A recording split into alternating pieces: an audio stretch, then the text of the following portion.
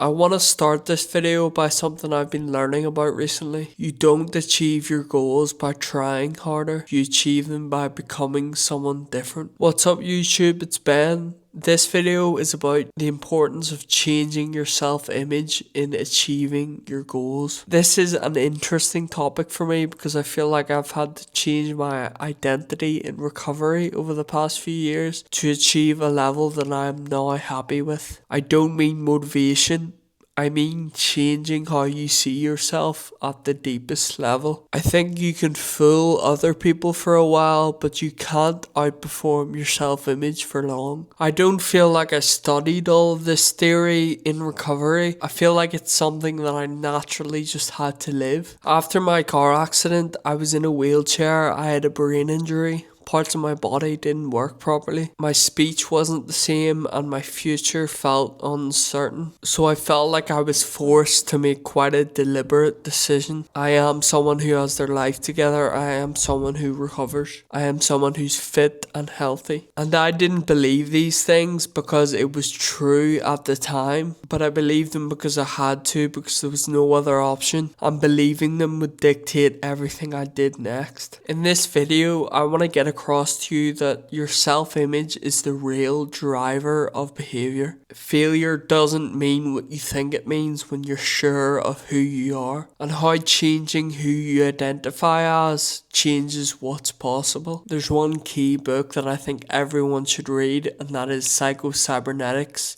by Maxwell Maltz. In the book, he clearly explains that your brain is a goal-seeking mechanism. So your brain doesn't care whether that focus or goal is health, success, failure, or self-destruction. It simply works to make your self-image materialize or real. If you see yourself as someone who never sticks to things, someone who always messes up, or someone who's unlucky, your nervous system will automatically guide you toward behaviors that confirm that identity. Not consciously, automatically.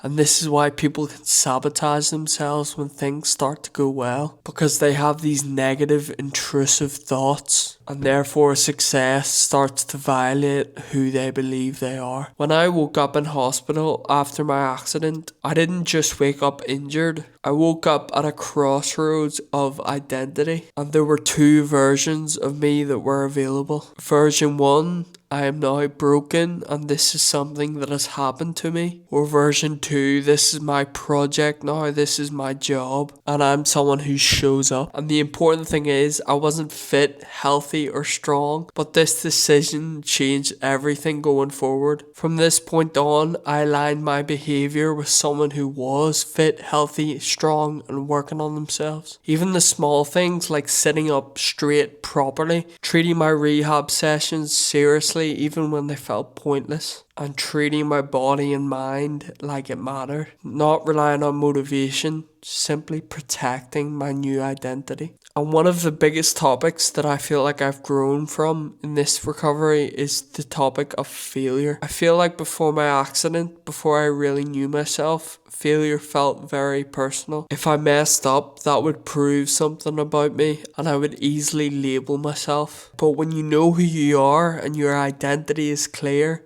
failure just becomes data to learn from going forward. A big thing that I've learned in recovery is not to think that things are so permanent. If I struggled with something in recovery, it didn't mean that I couldn't recover. I changed my mindset to think this was part of the process for someone trying to recover. And that's a massive difference because that will change how you approach recovery completely. Failing at something tells you nothing about who you are unless you let it. There's something else that the author of Psycho-Cybernetics talks about that I experienced firsthand. When you have a burning desire for something, it floods your mind. And when you become obsessed with something, when something floods your mind, you start noticing different information, different opportunities, and different behaviors within yourself. And what I've been learning is that you don't get the goal first, you become the character that attains the goal first. You start to embody discipline, self-respect, focus, not because you're forcing them, but because they're aligned with the identity that you're stepping into. And my own recovery forced this on me. To recover, I had to become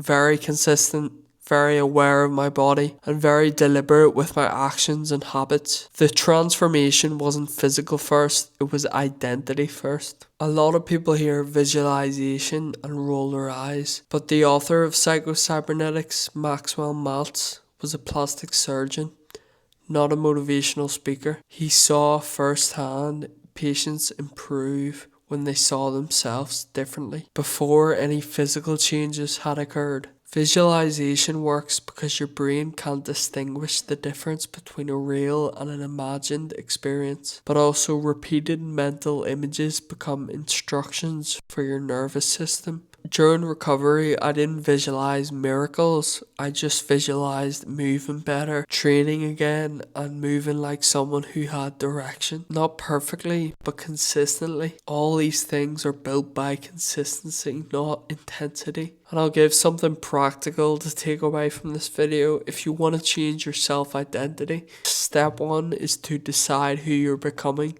Not who you want to become, but who you are now. You're someone who trains, you're someone who shows up. Step 2 would be to act in alignment. Even if you're not acting perfectly, still show up. Showing up poorly still counts. Step 3 would be to protect the identity. You don't need to explain yourself to people. Simply live that way. And step 4 would be to let time do its thing, do its job. Your brain will adjust, your confidence will follow, and the results will catch up. So I don't think I've recovered because I'm special. I think I've recovered because I haven't seen myself as broken. Your goals don't require a new personality. They require a new self-image. And once that changes, everything will fall into place gradually over time. If this video has helped you at all, sit with it. Don't rush to the next one. Always be aware and ask yourself this one question. Who am I acting like right now, and who do I need to become? That question can change your life. Thanks for watching. Please like and subscribe. Peace.